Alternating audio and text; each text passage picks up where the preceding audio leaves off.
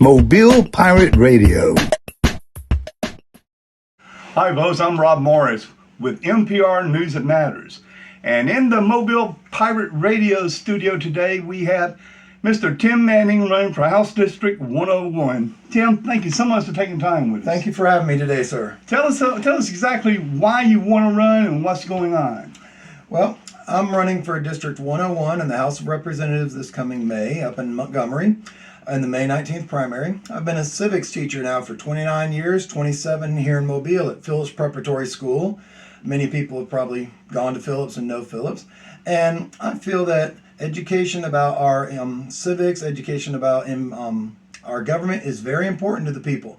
People need to be knowledgeable, especially the voting people, the people that are going to be voting. Mm-hmm. They need to know who they're voting for, what they stand for. Don't just vote for a name because you've heard it.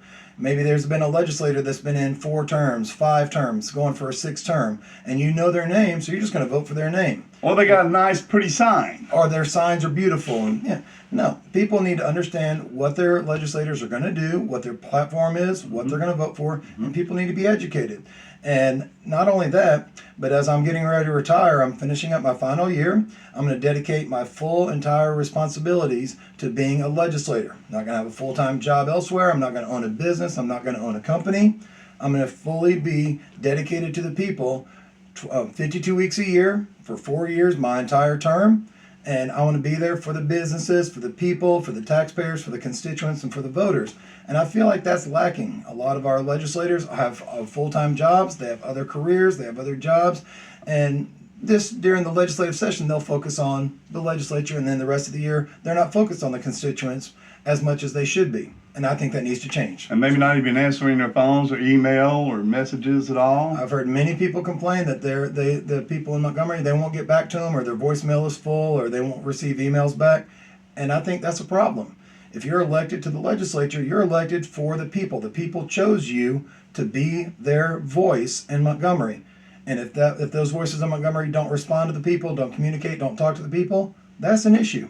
And I'm going to change that because I'm going to be full-time dedicated to being a legislator. I'm not going to have any other job, no other part-time job. My career now is going to be the legislator for District 101. So if you win this seat, Tim, that you promise all constituents out there that you will answer their calls or their emails or any of the messages. That is a guarantee.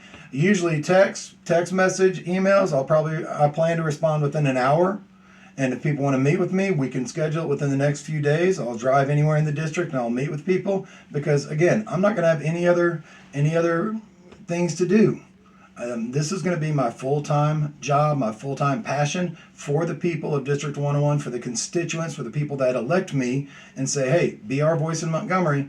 And then now here in Mobile, I'm going to be there for them. So you're going to be donating 100% of your time to the House seat if you're elected? Only to the House seat. No other job, no other company, no other business, no other anything. 100%. And no other outside influences, not taking money from any organizations? Or I'm not going to take any money from any PACs or any lobbyists. I don't see why you need to in a state legislative seat. I've talked to many elected officials in the past year I've been campaigning. And they say, oh, you got to take them. You got to take the donations. And people have told me, well, if you take the donations, that doesn't mean you have to vote their certain way. Duh.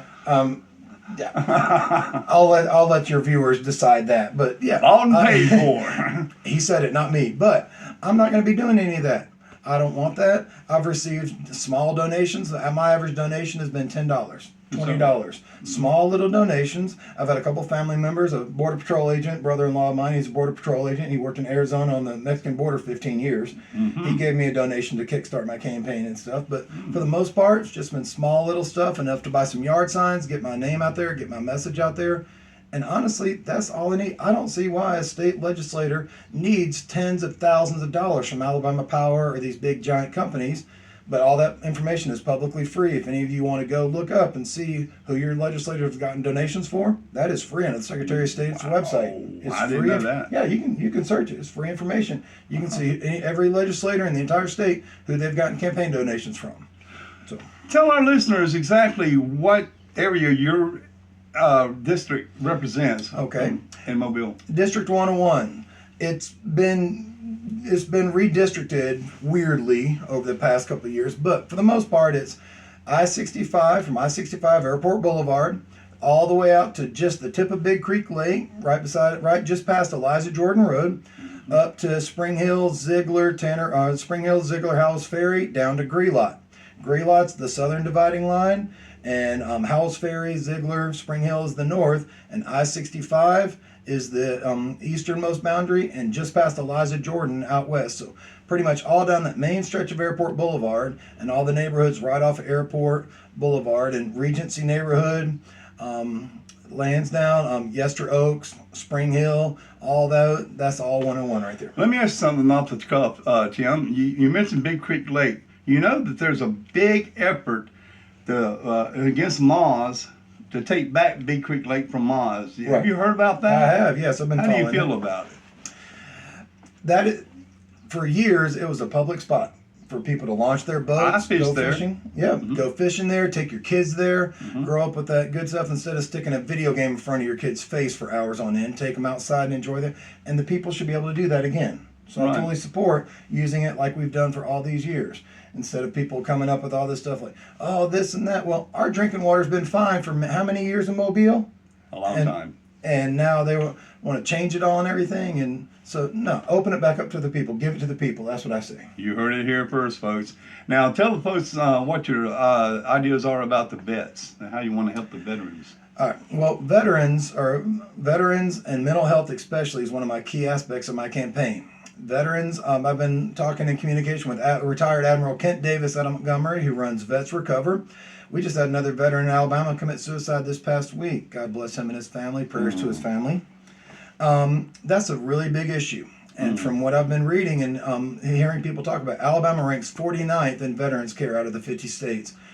My idea is for the state, and there's money somewhere, we can find money for this, to set up a nice, easy Zoom type of call where you dial 333-888, whatever, and you can talk with a licensed therapist 24 hours a day, vetted by the state of Alabama, 7 days a week, on Zoom, on your phone, if you have any type of mental crisis. And not just for veterans, but for anybody. Our youth, our young people, and I'm a middle school teacher, I've done this 29 years. They reach out, they have mental health issues nowadays, and they just go online to try to find some feedback. They don't know who they're talking to. They go on all these social media apps just to get someone to talk to them because they don't want to talk to their parents, and God only knows who they're talking to. Maybe AI. And it could be that, or it could be some person in another country who doesn't even care. And we need licensed therapist people in Alabama vetted by the state and blast this information on billboards, on text messages all over the state so people can access it easy, quickly, for free. They don't have to pay. AltaPoint's really the only mental health service we really have in here in South Mobile. Right. And very, very few people I've ever talked to have had a positive experience with AltaPoint. Very few. Okay. Very few. All right. And so people, they don't want to go to AltaPoint. Plus, it costs a lot of money. If you hire a private therapist, that's going to cost a lot of money. The state of Alabama needs to provide that mental health service, make it easy, accessible, and simple to find. You can do it on Zoom with a licensed, vetted therapist. And we really, really need to help out, not just everybody, especially our veterans who fought for this country, but anybody who needs mental health. That is awesome. I don't think we have that yet. So that would be a good thing. Make it very simple. 333, text 333, boom, within 5 minutes, you're on a Zoom call with a licensed therapist and you're talking to them about your problems, and you can see their face on a video call, and you can explain your issues and problems, and they can help you out. Face to face seems a lot more personal than just on the phone. I think it would be a lot better, a lot more effective as well. Are there any speaking engagements or fundraising deals you got going on in the future? My next speaking engagement is going to be the West Mobile Republicans women on Schillinger Road. It's coming up in April. I've already spoken to the Azalea City Women's Group. I've already spoken to the Eagle Forum of Alabama. So I've already spoken at those as well. So I've got some coming, and I'm willing to speak to any neighborhood, any HOA, any group that ever wants me. They can contact me. I've got 7 different ways people can contact me. Yeah, let people know how they can contact you to help make contributions. One of my most famous things is on Facebook. It's just Tim Manning Candidate. I've got over 1,000 followers for now. I just started that up, and that also has links to my website. It's got links to my my TikTok account, my Instagram account. I'm on TikTok. I'm on Instagram. I'm on X. Email manningalhouse101@gmail.com. My website where you can donate. I've got a donation website on my website, My website, manningal101.site, not .com, manningal101.site. And so for right now, it's still a work in progress. I haven't hired a big fancy consultant or anything. This is grassroots, since I'm not taking any PAC money, any lobbyist money. Things are pretty bare bones, but it's just manningal101.site. Manning, MANNING, AL101.site, SITE. And that's got my website. It's got a lot more of my key issues as well. Things about my ideas about education, government transparency, which, good gosh, we need government transparency, and things of that nature. Well, folks, you heard it from here. Tim Manning, running for House District 101. Get registered and go out and vote this time around for the primary. And Rob, thank you so much for having me. Thank you for coming. I'm Rob Morris for NPR News That Matters. Thank you so much for joining us.